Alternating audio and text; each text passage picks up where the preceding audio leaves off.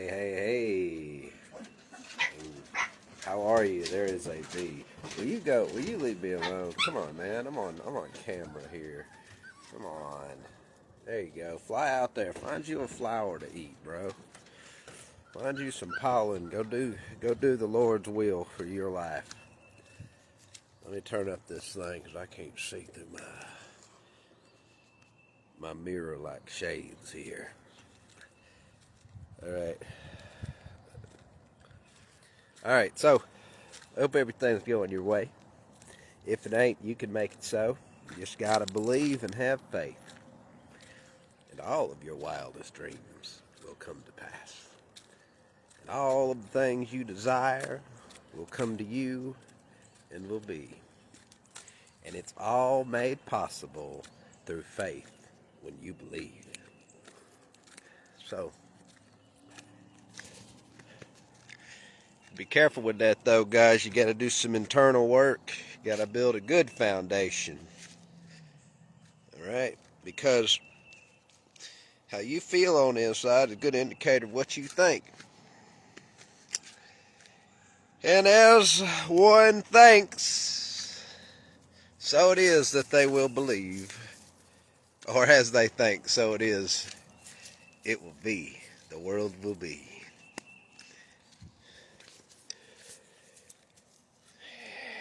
And so, I was watching like these clips on like YouTube, like these movies. And Gran Torino has been popping up on my feed lately. Oh, it's a Clint Eastwood movie, and he of course plays he of course plays somebody who gets canceled in the modern world if they really acted like that. They gonna have to call him Canceled Eastwood if he was really like that, because he'd be canceled. Because the masses love circuses, right? They love the dramas of life that they unknowingly are playing and participating in as actors. It's like as if the masses are like actors that forgot they put on a costume and a character role, right? But I digress. He's talking to me, the Korean War veteran in the movie. I forget the character's name. So if I just say Clint Eastwood, I don't know the character's name, but Clint Eastwood plays the character. So it's not like Clint Eastwood is actually a racist, Korean-hating human being. That's not what I mean, but you get the idea. So, like, so he really does. So the character Clint Eastwood portrays in Gran Torino is a Korean War veteran, and they used to like train soldiers in a lot of places to some degree to hate the ethnicity of who they were fighting, and that is beyond like a racial thing, because in World War II they taught soldiers to hate Germans in America, right there. That's the enemy. You hate them, you kill them, you wage war on them. And hatred's a big part of waging war. It used to be.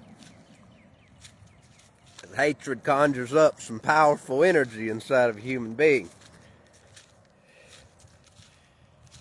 It has many, many, many horrible repercussions, and is a curse.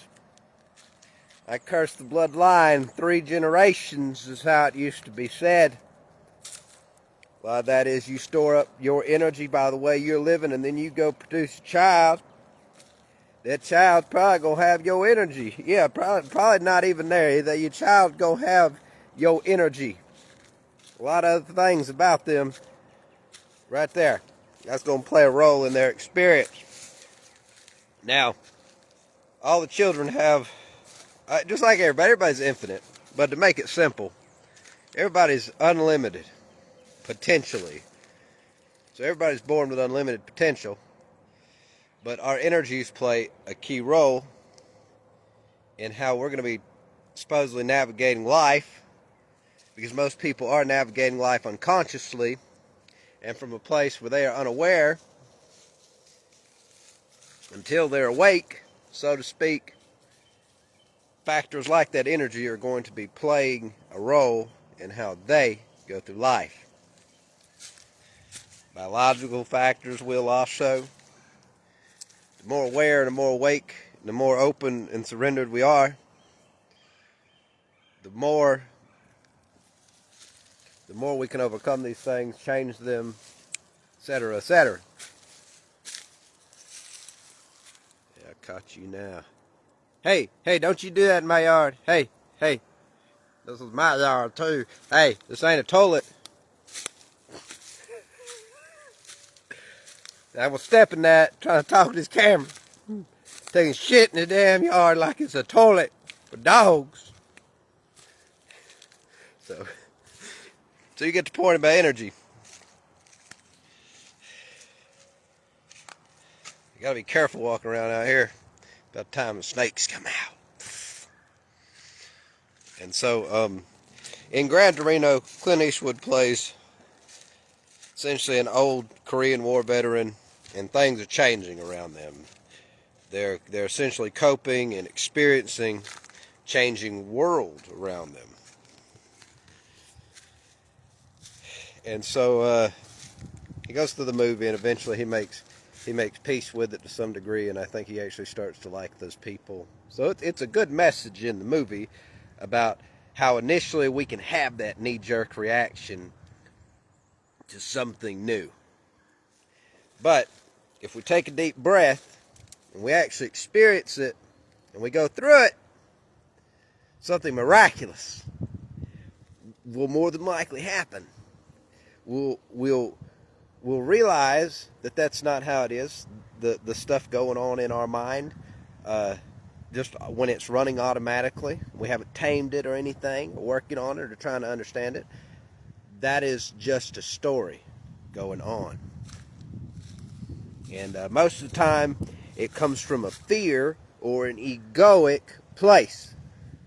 Because the ego usually works on fear and keeping the body alive. Because we don't die. We're like pure energy, baby. We're climbing out of this thing at some point.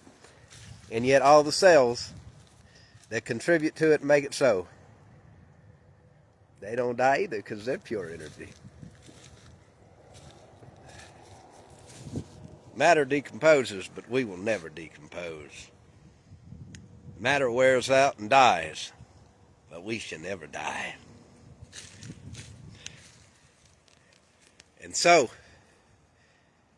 this is a really good movie, you know. And the funny thing is, to teach people in that way is very effective. And you notice that they don't actually come at people like self-help gurus in that kind of teaching method. They don't, they don't say, oh, this is why this or that, this or that. They show it to us. Very powerful teaching tool. Because psychological factors. Monkey see, monkey do. Monkey hear, monkey speak. Monkey is touched. Monkey screams rape. Or feels. That joke was ill performed. Get your nose out that dog. Good God Almighty. And dogs. Talking about, look at this. I manifested that. Get your nose out. Don't you put your head in that dog. Damn it. See, now look, I manifested that with my words. I make a joke, then look up, and the dog is sexually assaulting the other dog. Stuck its snout right inside that dog's snatch. Point is, not a funny joke. I didn't laugh. Whatever.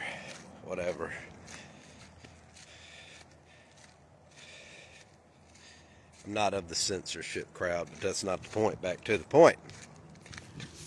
Is that when you just like entertain people, it's a powerful teaching tool. That's what movies do. And you know, I think it'd be fantastic. I'm going to say it, and then it's going to start appearing. And then you realize you don't really have to do much of anything for things that you want to actually start to appear around you. I think a lot of people probably from the egoic perspective, think like, I want to make lots of money. And they go, well, the way you make lots of money is you become like a celebrity or something. Celebrities will be in this kind of movie. And then they might say like, I want to be in this movie, or I want to see this kind of movie, or I want this and that kind of entertainment. And really they should have been like, they should have wanted the money, right? They should have said something like that to be accurate with how it works. And then it would manifest that. But I digress. In Gran Torino, for the 5th time, take 5. In Gran Torino, you get the point. Clint Eastwood doesn't like the Koreans in Gran Torino. But he goes on a journey to discover that the nightmares and stories he portrays in his head are just that. Because it turns out he really, really likes the Koreans. And as far as his character can like them by the end of the movie. Really interesting tidbit, because at the end he dies. He sacrifices his life to rid those people of a real menace. Which is where his heroic, something a soldier, comes out. The willingness to sacrifice, to enact a change in a noble way. This is heroic. He's an anti-hero at the core. He's a little misguided. His ideas and what he thought took him into a little bit of suffering and misery. And so by the end he dies. A lot of that can be thought of as what was once there is no longer. As ego death, right? Movie could be thought of like that.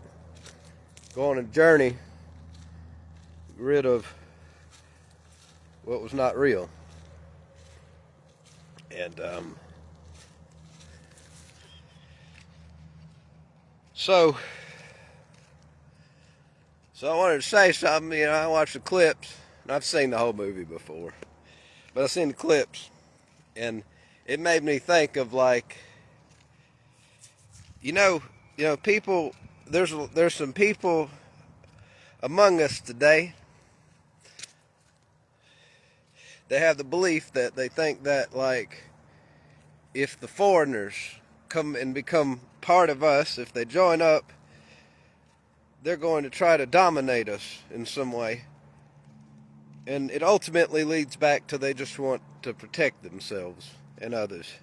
And it mutates. It's funny. It's funny how things like that mutate into all kinds of ugliness.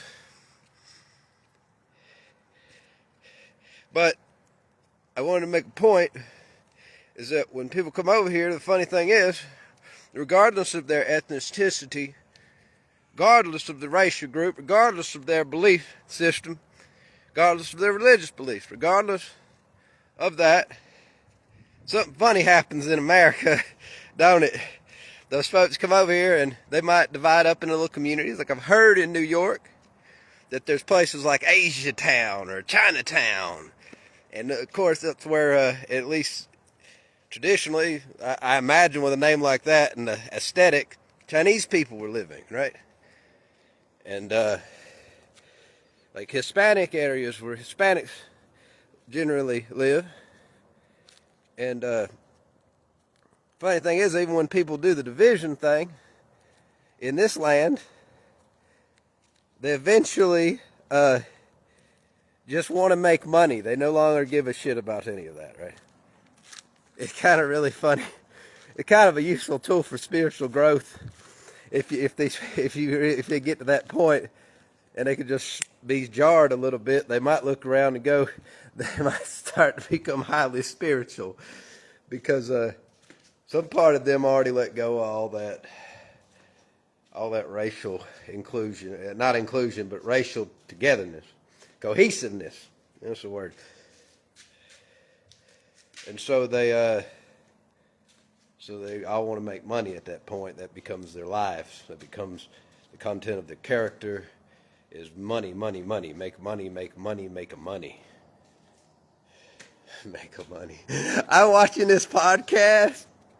The guy named Bobby and this redheaded guy. And it's the funniest thing I ever seen. I love those two guys. I can't remember that other guy. They're so funny though. That guy talking about, he's talking about a movie about like an Asian Confederate soldier. And the redheaded guy says, they'd be like, what do we want? And then he goes, and then he makes the Asian accent. He goes, he said it. He said, what do we want? And he said, slavery.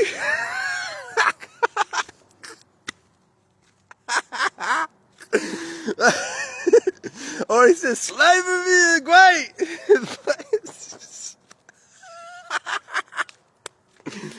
That clip's out there. It's the funniest thing I ever seen in my life because, dude, it comes out of nowhere like, bam.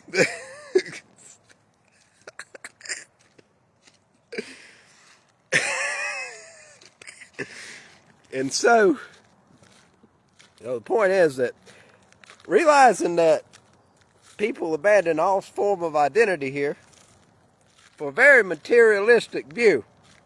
It's damn near like the opposite of the spiritual view, right? It's like this country is a materialistic place. There's a lot of spirituality on the West Coast. But even then, it just seemed like to me, you have a lot of money to go live a spiritual life. So materialism is interlaced in it in America.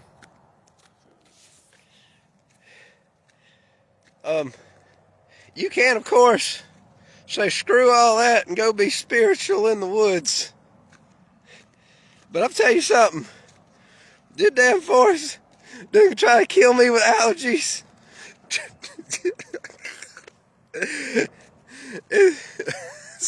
Dance the dance life.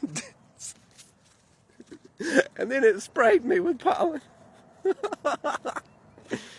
And so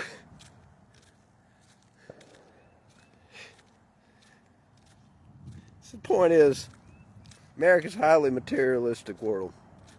Anything that goes around, we're capitalists, capitalism. Oh hell. Oh hell. That's very materialistic. And so I thought to myself, well, what causes this? Because people aren't naturally spiritual, right? I mean, are they? That's up to debate. Some would say that all children are like innocent and they're spiritual in that way because they're just flowing through life. But like the way people are came from somewhere. Question is, was it just a unique variation of person naturally like that? Or was there a factor that started that up a long time ago? I don't know. Not too worried about it either. So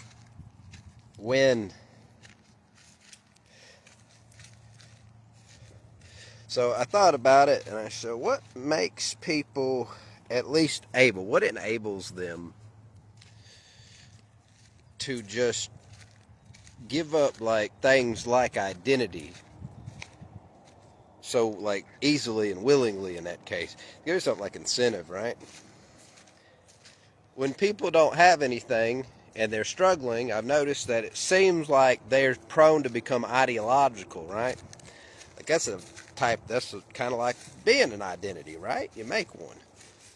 But when they have things, they're not so prone to do that. Of course, it's a little bit deeper than that, I believe. Everything has a lot of sides to it. That's why I have a lot of hard time conveying a simple idea, because I realize there are so many sides to something. It's hard to talk about anything, really, when you realize that, because I can't fit all the world's knowledge into like a 30-minute to an hour-long video here.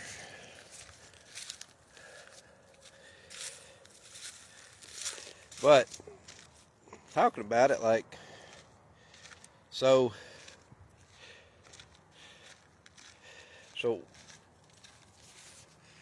I thought that this doesn't all have to be like, this can be a learning experience, something to observe. So what is it about this place and this system that makes it where people come over here or are here and all of a sudden they just throw away things like identity?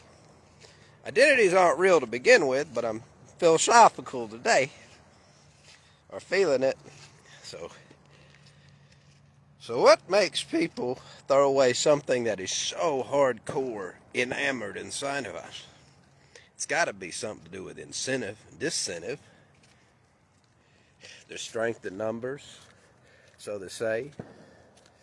So when people don't have anything, and they're surrounded by other people who don't have anything, but maybe one of them says, we deserve better than this. It's like, then the next logical step would be, how can I rally the troops around me? And they form an identity and a clique or a gang, right? Or a collective, however you prefer it. It's the same thing. And then they advocate for the group for the interests of that group, right? To enact change. Sometimes these things are noble, sometimes these things are not so noble. If everyone around you is starving, and you're all being forced to work, and you're still starving, you can't have functional families and safe environments, this is absolutely a reason to collectivize in the three-dimensional world. Now, people on the spiritual path, we've realized that all this is illusionary. So really, I'm just discussing what I notice about the illusion.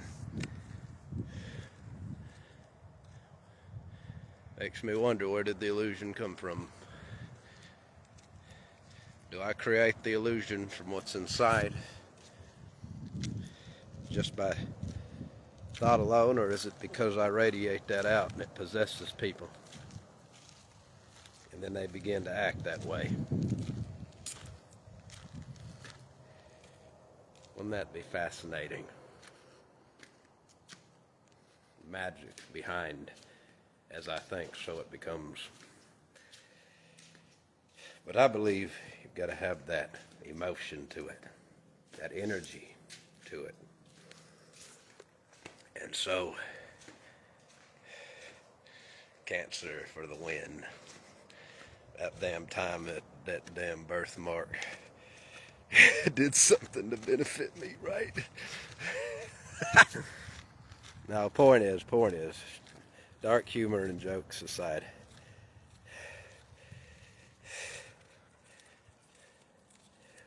what is it about this place? It's not just the lower class that does that, the higher class does it.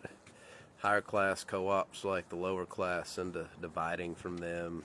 Thus you get a class system, right? That's how something like this works. Because we know that exists because it's acknowledged that there is a class system in America. Well, that's how it comes about. Now, is it always as heinous as certain ideologues make it out to be? No. That's just ultimately their perspective on it. Unless someone is literally doing something in front of you that is really, really fucked up, can't ever prove something unless you can see it. You can feel it, and that might lead you to go get evidence and proof in the form of photos, videos, and whatnot. But ultimately, unless you got proof, you got suspicions. And you might have some evidence that support that suspicion, but ultimately it's just a suspicion. If you want the truth, you're going to go have to interact with who you see in your mind as the enemy of that narrative. You're going to have to go get to know them, and you're going to have to actually give them a reasonable chance to either prove you right or prove you wrong. It's a lot like Gran Torino. Now, Clint Eastwood didn't voluntarily, in that movie, the character Clint Eastwood portrayed didn't voluntarily go to the Koreans. In fact, he had a lot of hostility towards the Koreans, in the beginning at least. And turns out we see him viewing his own family, and so the man had a lot of deep issues.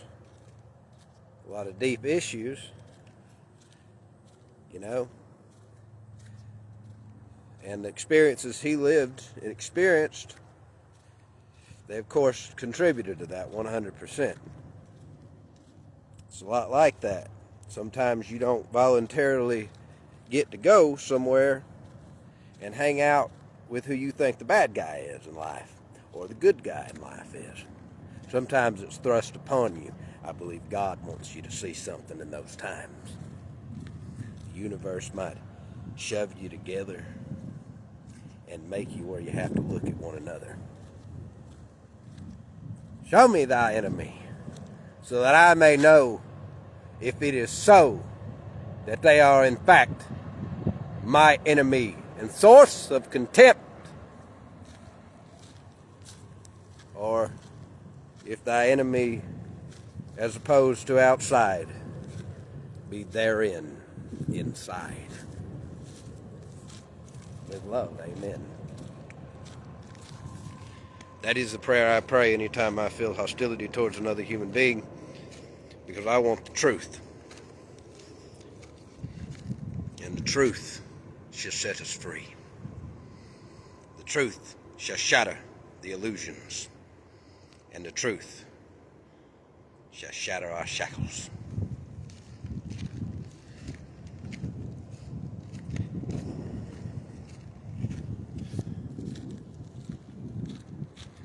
And end our suffering and misery and pain. And so,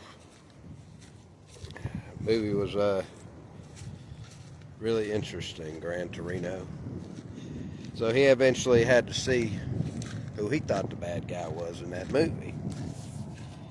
And it's a really good demonstration of irritability and frustration and the amygdala and whatnot, and how it can influence us and create a world around us. Egoic thinking. Hijacking, or some people just say it's the mind doing that. The mind is just like a screen. Don't discount your mind. Use that thing. But to use it, you got to get a character out of it. You got to get a character out of the way. That character is your ego. And that character can form a whole legion of characters. And they can all look like people in your immediate vicinity, but really it learned how to do that spell, how to conjure that illusion from a previous event, a previous experience.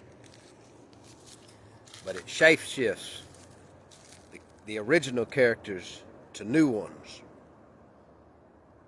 And so what we've got to do, and it can even mimic the voices,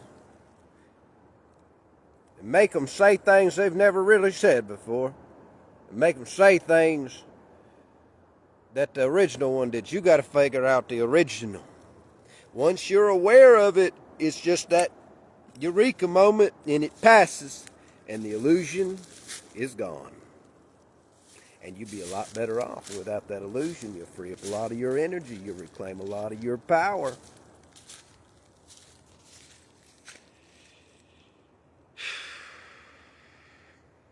So, yeah. Clint Eastwood's character he portrayed was forced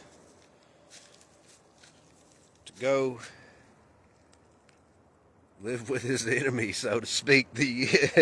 God said, now look, I done made them just like I made you. You know, your shit don't stink. Your shit stinks. You can quit acting like it don't. Their shit stinks. They can quit acting like it don't. Everybody, shit stinks. Y'all can now stop acting like that on the planet I made for all of you. And y'all can figure out how to smile instead of frown. Because this circus has way too many clowns.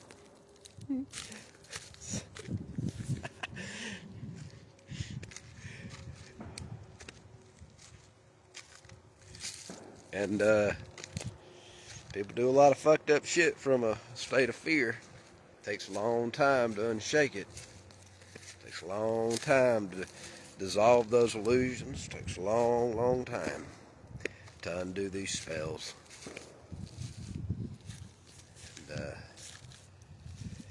But in hindsight, time doesn't exist, does it? It's just an increment and a measurement of events, right?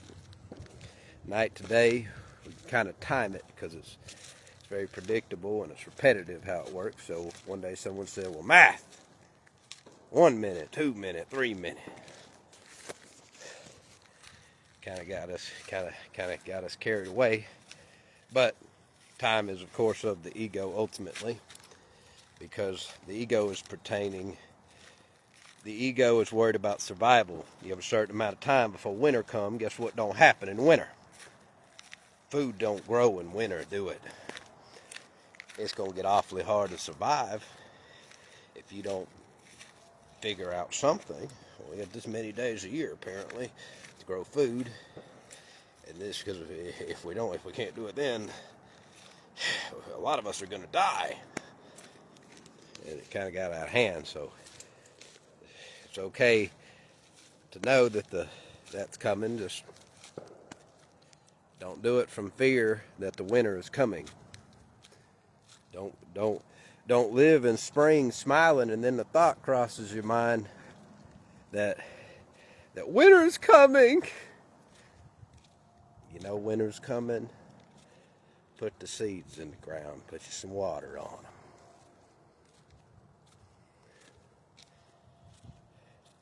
Do the best you can. Have a little bit of faith. I bet you it'll be just fine.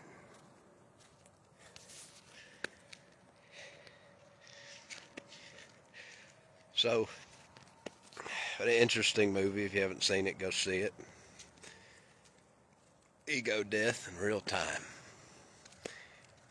And in fictional time, because it's a movie. It's as real as you want to believe it is. Let me tell you what. Your processor unit called the brain don't actually know what be real and what don't be real. You kind of gotta supervise them, right?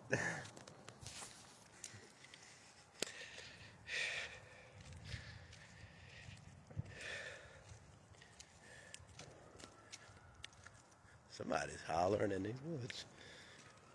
I know. Holler, yell louder. I don't think the birds heard you. So,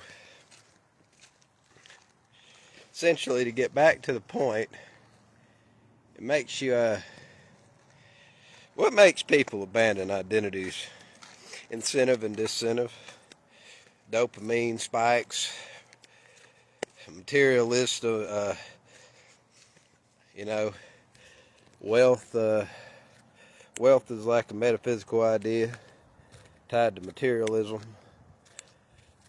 You gotta, all kinds of things like that. It kind of triggers triggers pleasure in a human being ultimately. And it must. It doesn't have to be like that. You can change it. Spiritual journey is all about transforming, changing up some shit. But we're talking from the natural perspective, at least what I think on it. So you got everything here, right? People don't have to actually fight over resources here. I mean, what does a human being want? Think about it. I mean, they got more than anybody who ever fought over power could want in this country, and ways that you can actually acquire a lot of things. You gotta kind of adjust your expectations. If you ain't got a cent to your name and you got no ambitions or nothing, it's gonna be hard for you to get that 100-room mansion. But do you need a 100-room mansion? No. You just really need something to keep the rain off your head, keep you from freezing to death in the winter, keep you from combusting and catching on fire in the summertime. Needs clothes, needs food, needs water. Food needs nutritious and clean and fresh, and the water needs to be clean. The rest of it, man, is like excess, ain't it? Comes like a luxury to have something extra then. Because nobody really needs a 100-room mansion. Nobody really needs a whole row of yachts. To procure that kind of thing in this world, at least, requires a lot of awful things to happen. A lot of really, really bad things to happen. Ooh, something ran around in there. I say they're bad. That's ego itself, because it's a preference. It just is. But if you look at it like from a three-dimensional perspective, say we all need to breathe this air. The body needs to breathe it. If the body has asthma or something wrong with its lungs, or some debilitating disease, or not no clean, environment, it's going to make your experience even worse. Yeah, it is. It's going to make your experience worse. So there are certain things that need to be taken into account of, You need some fresh air, some clean air. You need less stress. You need all these things, because all these things, they don't ultimately equal spiritual, but they help to maintain that, because environment plays a giant role in how you feel. If somebody's hitting you with a baseball bat, I'm a very hyperbolic individual. If someone hits you with a baseball bat, there's no amount of I can ultimately process all of this stuff that is going to make that pleasant. I don't believe anybody that gets hit in the damn head with a baseball bat is about to say, I am enlightened, this did not happen. And their head be crushed in.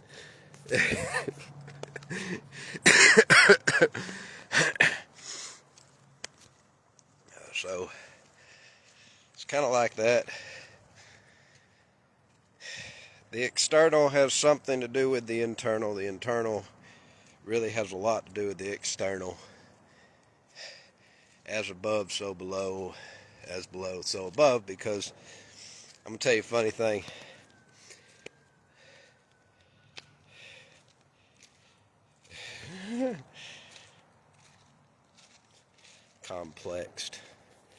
Complex ideas. See, when I take spiritual ideas, I try to explain them in a physical way, and then I also respect and acknowledge there's an esoteric meaning to it all as well. Sometimes I don't always understand it.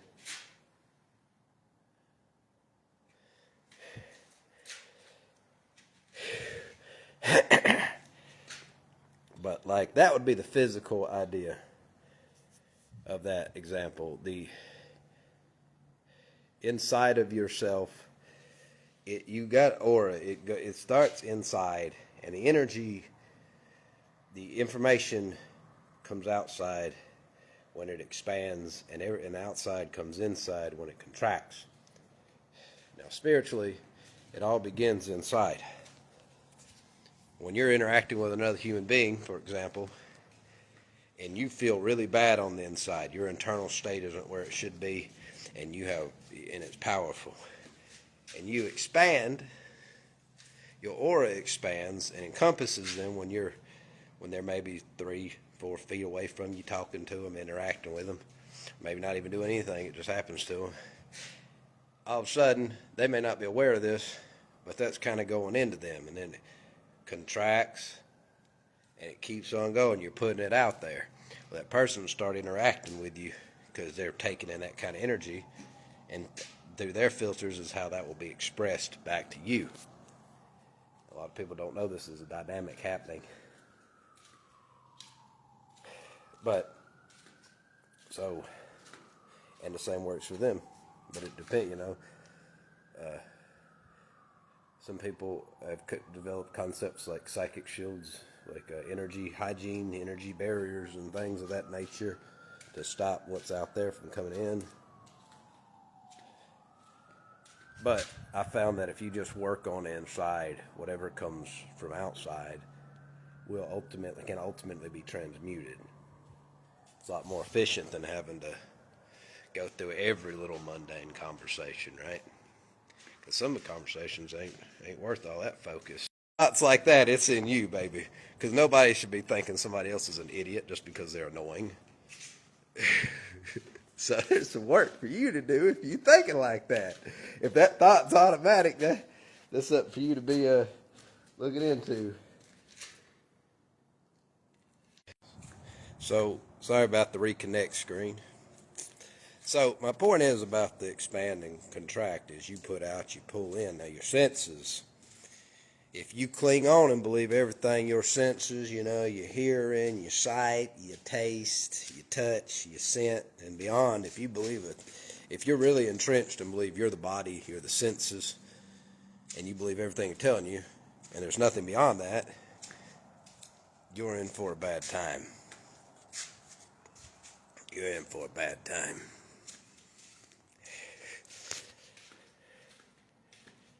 And so you go out, go in, and the senses believe that how everything around you is interacting back with you. A problem must be out there in people. Everything else, the people must be the problem. The things out there must be the problem. Yours sometimes they are, but most of the time. Most of the time, it's a matter of what's going on in here. You look in here first before you ever look out there. And because you be putting out, because if you're unaware that there's a whole dimension inside of you, in your mind, inside of your body, your memories, your thoughts, your energy, your frequency, your vibration. If you're unaware of any of that, and you're just walking around, you're going to be putting that out. People are going to be returning it to you they're not going to know most of the time. And you just be like tripping over each other. You pull it back in, your senses say, something's wrong out there. It's like you put that out there. That's the spiritual side of it. That's the spiritual aspect of it. Physical aspect of it is that you realize that you think and you believe that it's out there that's causing you to have a bad time. And sometimes it can be like that. As fucked up as it is, there's not really, it's not mechanical. But that's on the spiritual journey, you begin to get discernment and you develop intellect to recognize. And not all spiritual journeys will do this, apparently. Not all spiritual teachers will teach it like this, apparently. I thought spiritual journey, everybody's going to be on the same path. You get to liberation and enlightenment. But now in the modern world, I'm noticing that a lot of spirituality is no longer really focusing on freeing people and developing spiritually. It's like talking about things like left and right wing political ideas. Like, that's for the world. Those ideas are for the streets. It's for the world. Let the dead worry about the dead. For those ideas and concepts, they are the world. And they belong to it. When we devote, they're traps, they're distractions, ultimately. When people are talking about, damn, these political ideas in spiritual circles, talking about these are social issues. Who gives a damn? It's an illusion. It's a trap and a distraction and a distortion at best. And at worst, it's a terrible derailment to your progress and your growth. Did you know this body dies, but you live forever? Did you know that those concerns are here to distract you and steal your energy and derail you? Get thee behind me, adversary, for my path will be made straight and clear.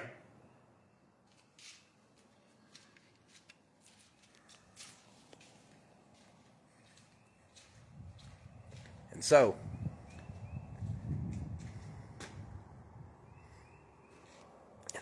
when people are talking about social reforms and all this and that, and clearly it's not about breaking the illusion at that point. It's not about freeing you from it. If you free yourself from it and you find yourself running around with that crowd, you're going to just strap yourself back in for round 2 of this shit show. This is the shit shack, baby. Listen to me. If you're going to advocate ideas, love, forgiveness, understanding, empathy, sympathy, mercy, forgiveness, because these are things that will elevate everyone. Talking about how can we get worldly systems to improve the life of the worldly, the secular. Somehow that's spiritual. No, it's not. It's a trap. It's a trap. It's a distraction and a distortion. It masquerades as if it's there for the benefit of all. And all you got to do is put your energy and your faith and your belief in this far off utopian bullshit. All you got to do is put your time and your life force and your energy in social reforms and things of that nature.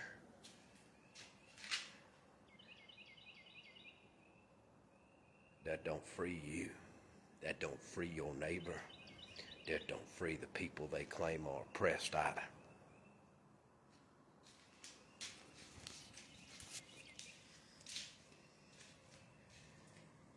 You don't need ideology. You don't even need theology. You don't need fanaticism, and you don't need those forms of radicalism.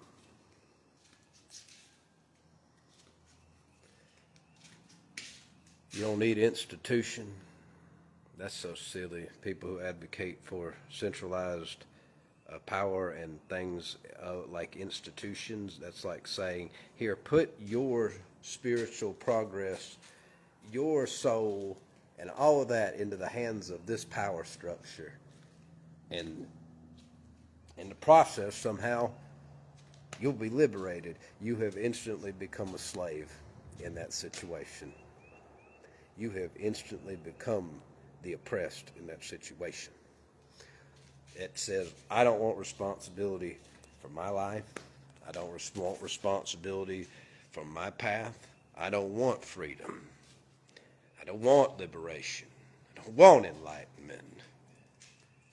I want someone to do it for me. Well, tough shit. Because can't nobody do it for you. You got to do it alone. Somehow, coincidentally, you discover that you ain't alone, ever. But you got to do a few of these parts seemingly like you're going to feel alone is what I'm telling you. But the truth is you ain't alone. Because the same things that make that bird sing, the same things that bring that bird alive, and these trees and these flowers and your neighbors, that same thing, it's one and the same as you, and it is always with you, because that is God. I breathe my spirit into it all.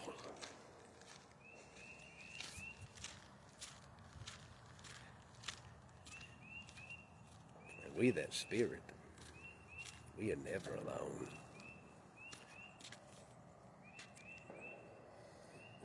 It is only when our ego comes into play and it starts to see people as just the matter. It starts to see the objects and the shapes and the forms and the physical things of the three-dimensional as it sees the spirit as those and not as the spirit. That is when we become separate, and that is when loneliness takes root. And as we live like that, we develop a lot of bad habits. A lot of trauma happens to us.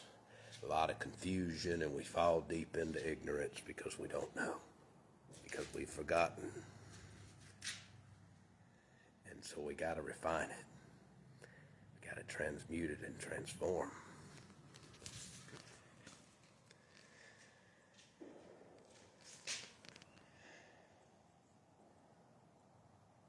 And then we remember.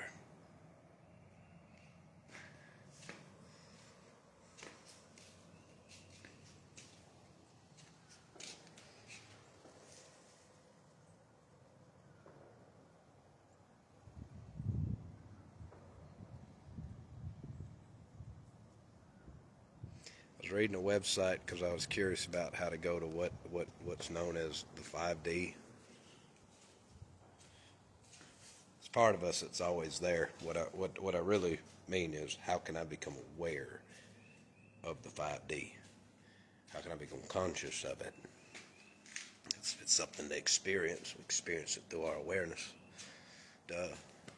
And the website I came across, it was just like it droned on and on and on, and the person who wrote it, they were of like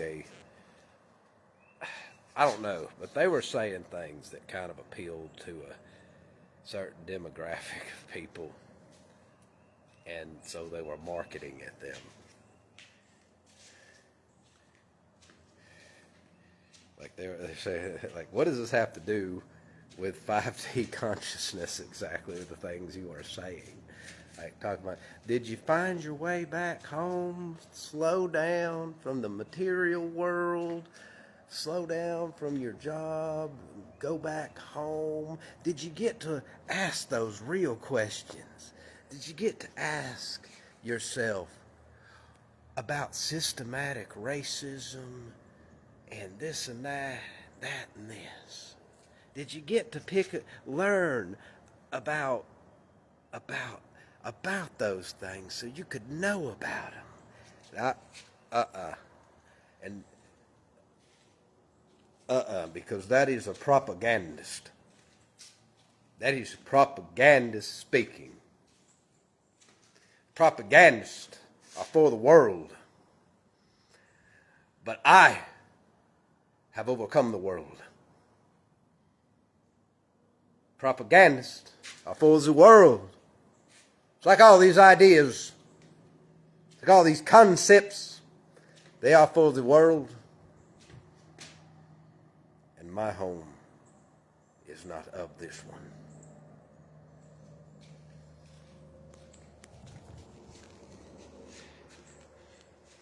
And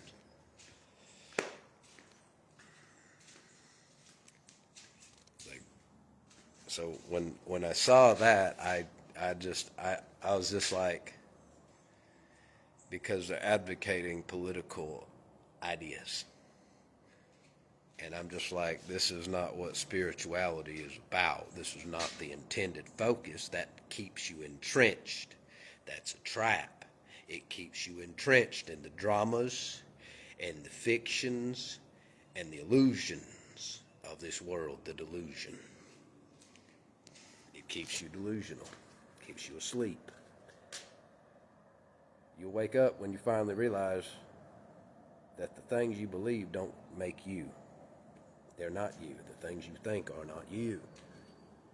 I don't know how much you can wake up. Some people be sitting there going, you 20% awake, you 90% awake. You're like, shut up. Shut up. None of this is by our hand. It's orchestrated and guided. All we have to do is accept and surrender and be willing and ready. We ain't even got to know what the shit we're doing. True story. Oh, spiritual bureaucracy. God's disposal that's designed to keep you going in the direction you're supposed to go to realize freedom. Or wherever your path ultimately goes, only God knows. I feel like God wants to, the source, the divine, wants to see each and every one of us happy, personally.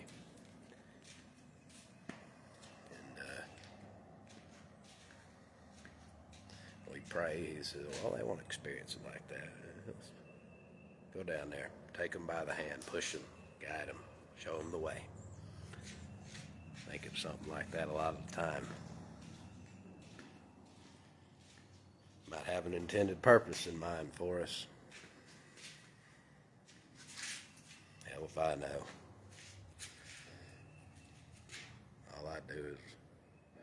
All I do is volunteer. And some people are real good at meditating and doing disciplined spiritual practices. You build that relationship with God, so to speak. He starts to really get into where you're at and know you. Not that he don't already know you, but these things are hard to express, so bear with me. Gets to know you, right? And then God says, well, that one right there, it's not going to work out so great if we try and impose disciplined spiritual practices on there. They like a hands-on thing. So do it like that. There you go. And it'll take them to the same place. God, do people really think I'm so dense that the only way to get here is through meditation and sitting still for hours and practicing breathing? Those are all effective tools, absolutely. But there's some of them out there that I really want them to get here, and I know they're more hands-on and they want a little bit of adventure. I got something for them too.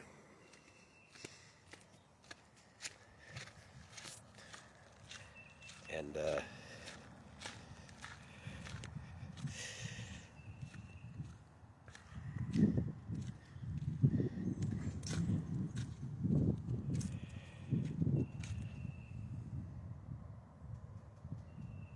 discovering the actor you are, stepping out of the character and discovering the actor that you are.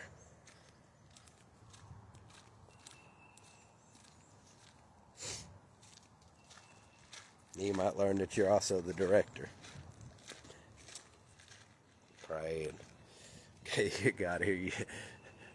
I want to be a genie, Lord. Oh, you mean manifester? That's what they call you guys nowadays. It's about time you realize that your thoughts are really actually making reality. It's about time you realize those feelings, they contribute to that. Don't worry. I'm going to hook you up.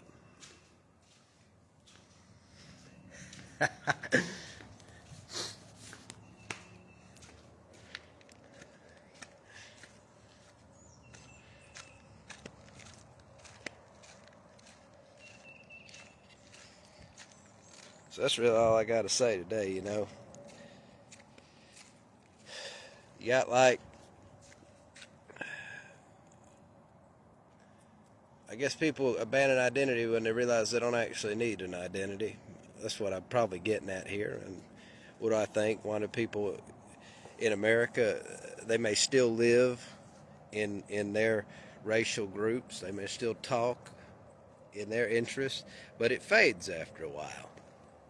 Because as long as people feel like they have access to everything they want and there's a way for everyone to try to get what they want, and wants really come from three dimensions.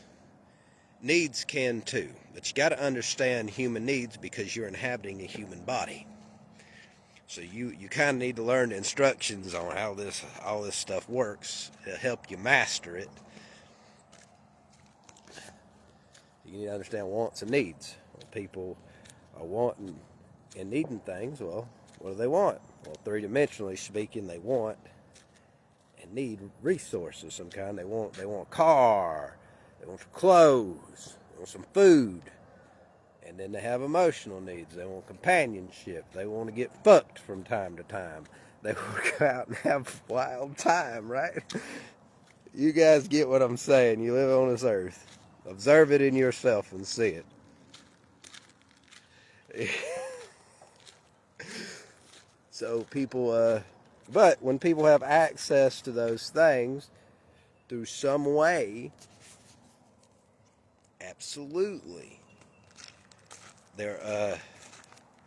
it maintains a peaceful environment. Nobody has any reason to fight with each other. You're like, I don't really like having to secure it like this, but it still works. It's still working.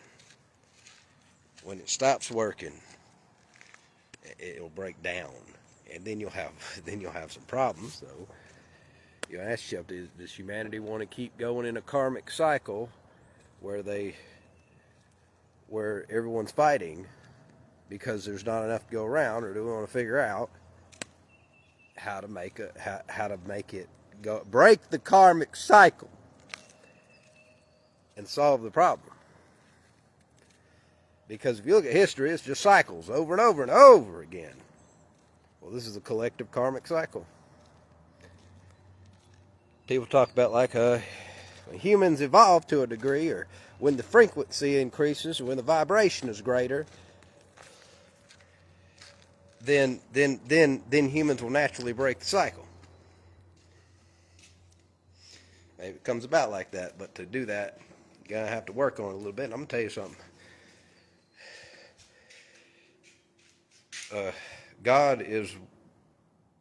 Something's going on.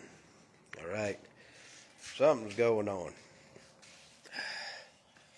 God's working really, really hard these days because people are waking up left and right. That means that something's happening. It means that a lot of people started to grow and increase in frequency, and it's had this giant effect. The internet, people are learning about it. Some of them, some of them. Everybody's discovering these things. It's tapping through the veil, and you don't have to be. A minute ago I talked about something from. Everybody's doing something good in relation to if frequency is increasing or not. Everybody is doing something good.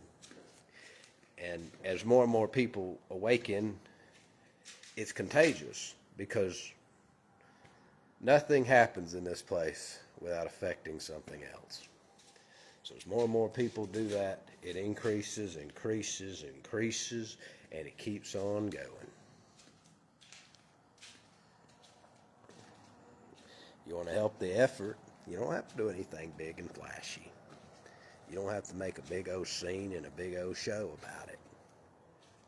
All you got to do is look inside and work on that and practice things like compassion and love and understanding and mercy and forgiveness and not holding grudges and all of those things. You'll know you got forgiveness down pat when you're not holding grudges. You're not holding things against people anymore. And the same person who hurts you, you just, whatever, forgiven. and you really don't think anything bad of them. You really don't. It's not in your heart. It's not in your mind. You'll know you're doing it right. You can be your own teacher. We probably are our greatest teachers. What I mean by that is the most influential teacher to us, and we can teach ourselves bad things too. But you get the point. Frequency is going to keep going up in this place, and some people are also talking about that there's going to be like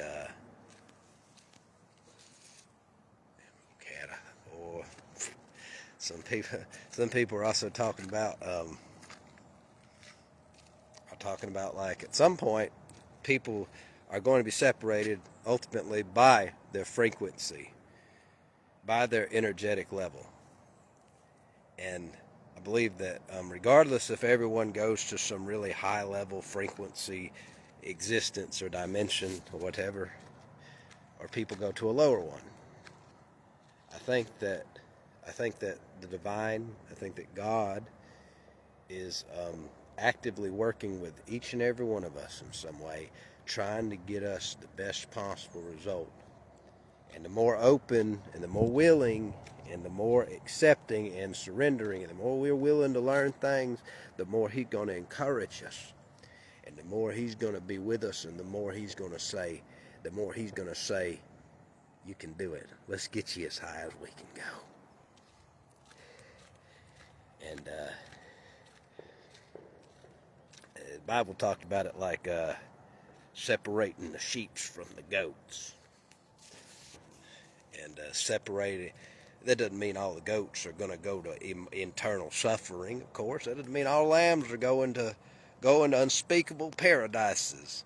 That just means that there's going to be separation according to herds and kingdoms you belong into and whatnot, is how the Bible would mean it. You're going to go in the group you belong in, and those groups are going to be ultimately separated, right? That's the idea, understanding to it. And so what group you find yourself in is going to be largely played by your internal state, what you believe, how you feel, what you're thinking. All these things are also hints to how you can improve that and make it, work on it. What you're thinking, how you're feeling, what's inside, the internal state, content of the heart. You get the point. All of that stuff plays a role. What you believe, what you're going to be willing to accept psychologically or whatever, mentally, so to speak, it's going to play a role in that. Because it may not happen like some dramatic event. You may go to sleep one night, wake up, and people are acting completely different. In fact, you might start to notice little changes around you, like that building used to be on the other side of town. That object in this place, in this building, used to be on that wall. And then maybe you go, hey, did you move something? And people say, no, it's been like that for 20 years. And these things are going to be there for a reason like that. You're going to notice them for a reason. Why everyone else can't notice a thing. Who knows what that reason is? Maybe you meant to wake up and grow some more. And then maybe one day you go to sleep in that place and you wake up and you're in a completely different place. I've noticed things like that as I've been walking. One day something is really like that, and then the next it's not. And it caught me by surprise at first. But as I kept on growing and kept on going, and I did it so quickly, so rapidly, because I understood how it worked then, so I just had to do it. And it was with the intent so I could feel happier and more joyful and better inside. And as I did that, I did it very quickly, very rapidly, and I'm still doing it every day.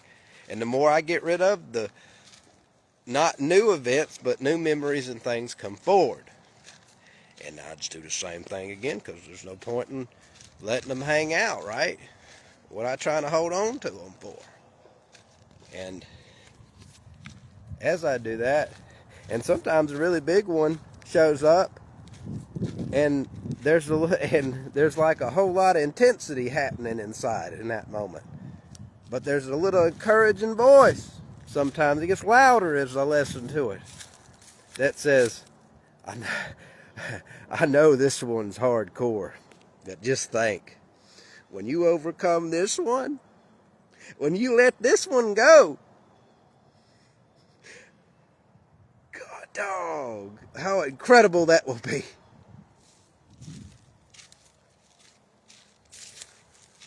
When you forgive that one, how incredible that one will be. How incredible that will be that you could do such a thing.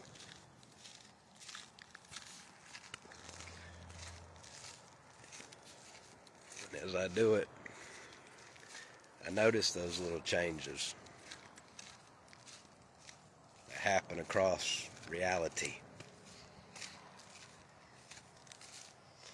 I'm not here to admire the scenery, although how beautiful it can be when it's not trying to kill me with pollen. Forgiven. No harm, no foul, my friend.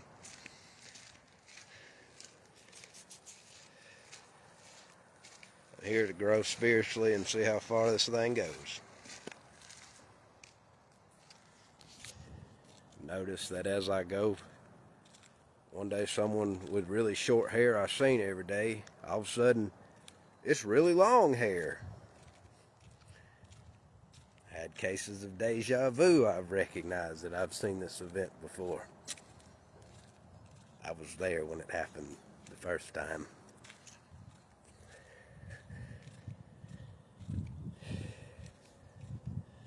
There's all kinds of interesting phenomena.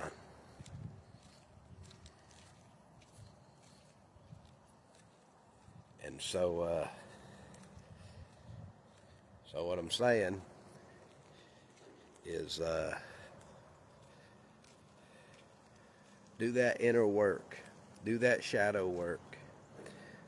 Go through life. Practice kindness. Practice saying nice things. You ain't got to give people a wall of text. You just got to say, hey, how are you? Just like that. And when they need encouragement, you just got to say, you can do it. I know you can. Because it ain't about the words. It's about the vibration in them.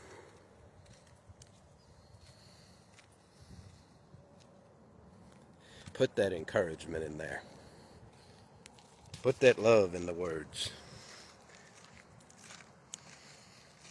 People will feel it. It's like you're putting fuel inside of a motor. It's like you're putting energy into something. It's just like putting fuel into a motor. The motor starts up.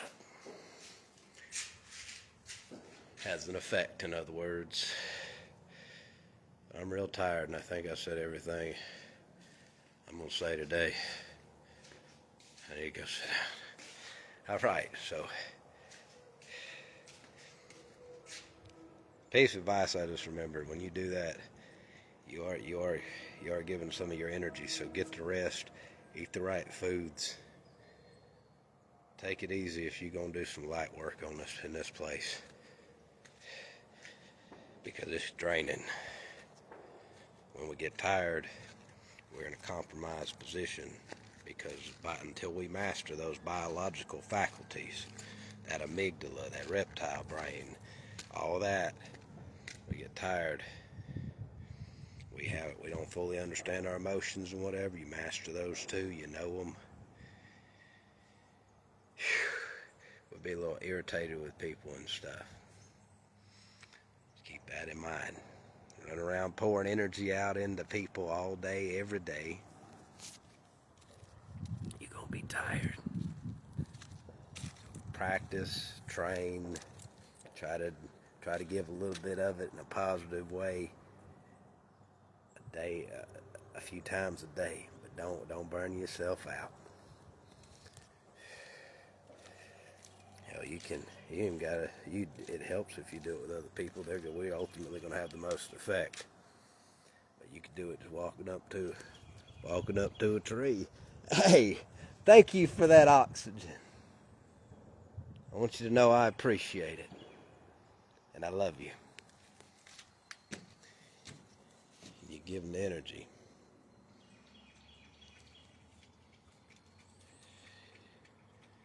So I like practicing gratitude, practicing positivity and things of that nature. Do it with your food. People call it praying.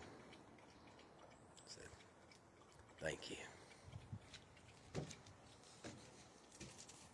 Think about what that means to you, the food means to you, but where it came from, be grateful for it all.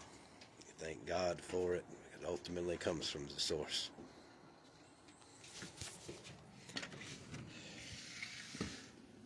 And that is about all I got to say about that today. I hope everything goes your way. You can do it. I'll see ya.